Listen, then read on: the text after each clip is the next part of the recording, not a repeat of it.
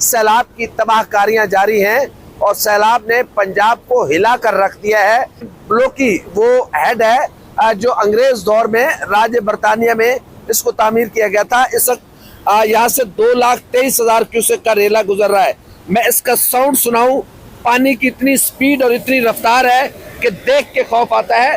ये जरा इसकी साउंड आप सुने, यकीनन आपको इसका साउंड नजर आ रहा होगा कि इतनी स्पीड के साथ, अपनी फुल कैपेसिटी के साथ इस वक्त हेड ब्लोकी जो है वो यहाँ से पानी का रेला गुजर रहा है। पीछे तबाही फैलाता हुआ, आगे तबाही का पैगाम पहुंचाता हुआ। कई देहात ज़ेरे आब आ चुके हैं, लोगों की फसलें तबाह हो गई हैं, लोग बेघर हो गए हैं, जानवर उनके जो है उनका चारा ख़त्म हो गया है, बच्चों का दूध नहीं मिल रहा लोगों को, और बहुत ज़्यादा मसाइल और मुश्किलात है। दौरा अजाब, दौरे इम्तिहान में पंजाब और पाकिस्तान के लोग इस वक्त मुब्तला हैं। एक तो नीचे ये सैलाबी पानी है, ऊपर से बारिश है। अस्सलाम वालेकुम नाजरीन, मैं उल्फत मुगल, आप मेरे यूट्यूब चैनल और फेसबुक पे ही देख रहे हैं। सैलाब की तबाहकारियां जारी हैं और सैलाब ने पंजाब को हिला कर रख दिया है। जहां रावी ने लाहौर में तबाही मचाई है, तो सतलुज वो भी तबाही फैला रहा है। और इस वक्त मैं हेड ब्लोकी के मकाम पर मौजूद हूँ और हेड ब्लोकी वो हेड है जो अंग्रेज दौर में राज्य बरतानिया में इसको तामीर किया गया था। इस वक्त यहाँ से 2,23,000 क्यूसेक का रेला गुजर रहा है। मैं इसका साउंड सुनाऊं, पानी की इतनी स्पीड और इतनी रफ्तार है कि देख के खौफ आता है। ये जरा इसकी साउंड आप सुने, यकीनन आपको इसका साउंड नजर आ रहा होगा कि इतनी स्पीड के साथ, अपनी फुल कैपेसिटी के साथ इस वक्त हेड ब्लोकी जो है वो यहाँ से पानी का रेला गुजर रहा है। पीछे तबाही फैलाता हुआ, आगे तबाही का पैगाम पहुंचाता हुआ अपनी मंजिल की जानिब रवां दवा है। और कई देहात ज़ेरे आब आ चुके हैं, लोगों की फसलें तबाह हो गई हैं, लोग बेघर हो गए हैं, जानवर उनके जो है उनका चारा ख़त्म हो गया है, बच्चों का दूध नहीं मिल रहा लोगों को, और बहुत ज़्यादा मसाइल और मुश्किलात है। दौरा अजाब, दौरे इम्तिहान में पंजाब और पाकिस्तान के लोग इस वक्त मुब्तला हैं। एक तो नीचे ये सैलाबी पानी है, ऊपर से बारिश है और छत है। लोगों को खाने पीने में मसाइल और मुश्किलात हैं, लोगों को बहुत ज़्यादा प्रॉब्लम्स का सामना करना पड़ रहा है। और एक ऐसी आफत और मुसीबत हम पर टूटी है कि जिसका लोग इस वक्त कैसे सामना कर रहे हैं, ये यकीनन वही लोग जानते हैं।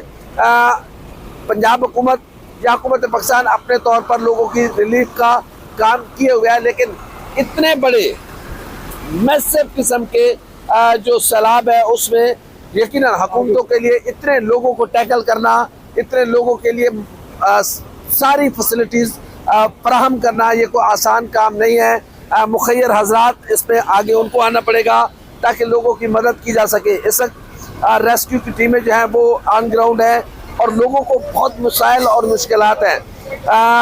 लोग घरों की छतों पर बैठे हुए हैं, लोगों के घर तबाह हो गए हैं, कई घर गिर गए हैं, ज़मीन बोस हो गए हैं। और अब जब ये पानी उतरेगा, अभी जहाँ पर मैं मौजूद हूँ हेड ब्लोकी के मकाम पर, जो कि पीछे जसर और शाहदरा के मकाम पर पानी की सतह जो है वो बतदरीज कम हो रही है।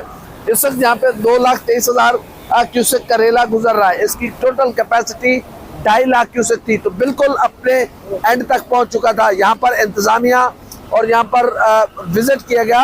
अगर खुदा न खास्ता चंद 100 क्यूसेक का मजीद इजाफा होता तो शायद हेड ब्लोकी जो पीछे से इसका बंद है उसको तोड़ना पड़ता। फिर उसके बाद जरावाला, फैसलाबाद, ये सारे इलाके बुरी तरह मुतासर होते। लेकिन जो कि पीछे से पानी की सतह कम हुई है, अब बतदरीज जहाँ पर भी पानी की सतह कम हो रही है। लेकिन ये हेड ब्लोकी से गुजरने वाला जो रेला है आगे हेड सिद्धनाई पर जाएगा। हेड सिद्धनाई से होता हुआ ये पंजनाद पहुंचेगा और वहां से फिर हेड मोहम्मद और फिर आगे ये जाएगा। वहां पर इस वक्त इंतहाई ऊंचे दर्जे का सैलाब है।